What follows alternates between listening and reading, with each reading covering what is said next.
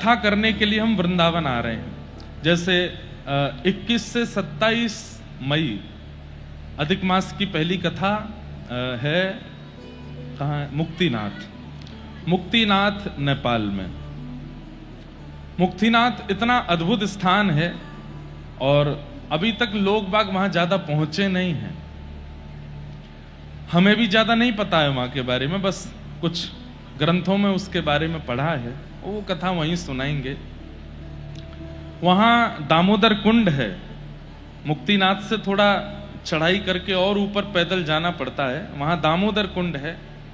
दामोदर कुंड में व्यक्ति तुलसी जी हाथ में लेकर के जैसे ही पधराएगा तो उसके मन के शालिग्राम जी अपने आप आकर के तुलसी से स्पर्श हो जाते हैं। और ऐसे शालिग्राम जी को सेवा में लाने की पुरानी परिपाटी रही है। आप तुलसी दल पधराइए और नीचे से अपने आप शालिग्राम आएंगे और तुलसी जी से आकर के स्पर्श हो जाएंगे।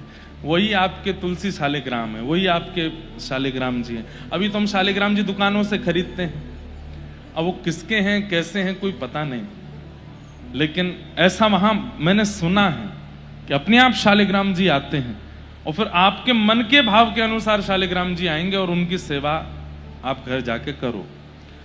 पर सरकार ने अब वहां कुछ, नेपाल सरकार ने नियम भी बना दिए हैं, क्योंकि हिरण्य गर्भ हैं शालिग्राम, अंदर सोना होता है शालिग्राम जी के।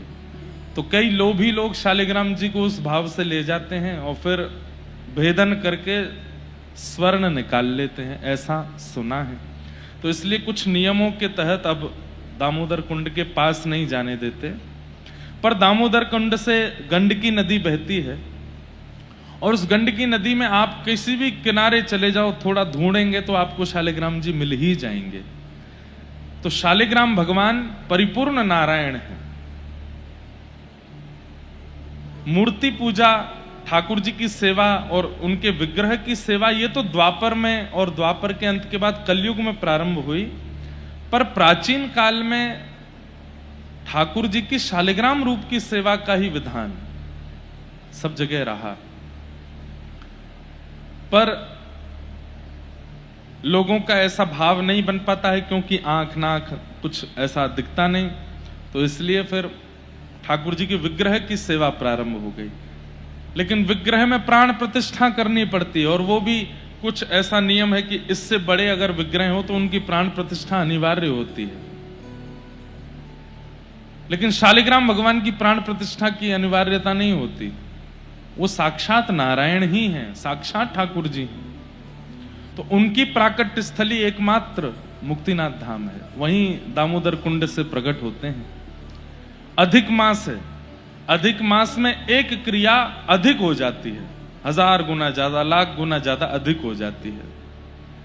और हमारे श्री वैष्णव परंपरा में 108 दिव्य देश हैं। 108 दिव्य देशों में से 2 दिव्य देश के लिए तो प्राण त्यागने पड़ेंगे, वैकुंठ मुक्ति आदि के लिए। पर 106 दिव्य देशों का दर्शन भारत में होता है। उन 6 दिव्य देशों में से एक दिव्य देश मुक्तिनाथ है। दूसरा अष्टभू वैकुंठ, पृथ्वी के 8 वैकुंठ बताए गए हैं, उनमें से उत्तर भारत का एक वैकुंठ मुक्तिनाथ है। तो वहां कथा है। यहां से वैसे हमको पहले लंदन जाना था, यहाँ 12 को कथा करने के, पूरी 13 से लंदन में कथा थी, लेकिन जिनके यहाँ कथा होनी थी उनके यहाँ कुछ अशुभ समाचार हुआ, इसलिए अब वहां नहीं जा रहे हैं। तो बीच का समय कुछ कुछ संतों के दर्शन के लिए है और फिर सीधे 21 तारीख से मुक्तिनाथ में कथा है। वहां इंटरनेट है कि नहीं पता नहीं, पहाड़ी है, बद्रीनाथ से 2000 फीट ऊंचाई पर है और केदारनाथ से लगभग 1000 फीट ऊंचाई पर है। थोड़ी ऊंचाई ज्यादा है, पर हमारे कुछ प्रेमी भक्तजन होके आए हैं, वो लोग बोले महाराज जी ऐसी कोई दिक्कत नहीं, एक तो मुंबई के ही हैं, वो होके आए, उन्होंने बताया कि सब ठीक है, ऐसी कोई दिक्कत नहीं है, लेकिन 7 दिन रहना है। तो नेपाल गवर्नमेंट का ऐसा कहना है कि जो भी लोग आवे वो 1 दिन पहले पोखरा में जरूर रुकें, क्योंकि नेपाल अधिकतर पहाड़ पर ही है, ऊंचाई पर ही है। तो वहां थोड़ा अपने आप को ढाल लें, उसके बाद मुक्तिनाथ 20 तारीख को पहुंच जाएं। हमारे साथ सीमित लोग ही जा रहे हैं, 150 लोगों से ज्यादा हमने अनुमति, मतलब नेपाल के लोकल लोग बहुत आ रहे हैं, पर हमने 150 से ज्यादा लोगों की व्यवस्था वहां रखी नहीं है। उसके ऊपर जो आ रहे हैं वो अपनी व्यवस्था से रुक रहे हैं। तो इस प्रकार से वहां जाना हो रहा है।